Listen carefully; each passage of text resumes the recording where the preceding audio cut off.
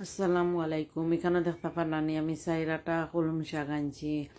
এখনও কলম শাক অস্তাইন বিরান কর্ম বিরান করবার আগে পয়লা বাছি লিমু দেখমু কোনো ফুক আছে নি কিছু বাদে কি বালা করে দই লিমু দইয়া আর এখানে আমি ছোটো ছোটো করে কাটি লিমু। আপনারা চাইলে দাদি কাটতে পারবা, আমি এখানে ছুরি ইউজ করি আর এটা ছোটো ছোটো করে ওলা খাটিমু আর কি। সারা শাকগুলা খাটিমু খাটিয়া আর বিরান করে লিমু।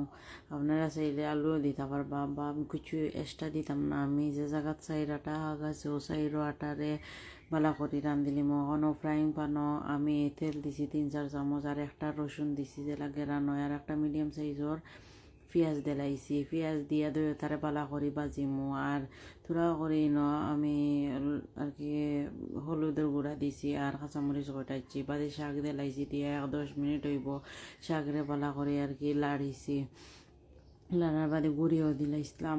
এখনও শাক আর কি হয়ে গেছে 10 মিনিট বাদে ধনিয়া পাতা দিলাইছি দিয়া আর এখনও লামাই লিমু আর কি। লামানির আগে আপনারা দেখাইলে সাদা পাতার লগে গরম শাক দিয়ে আসলে যে টেস্ট লাগে আমি জামির বলি গেছি, আপনারা জামির লগে দিয়া আর শাক দিয়ে আর বাদ দিয়ে খাইলেন যেন বা চিন্তা খাওয়াইতে পারবা।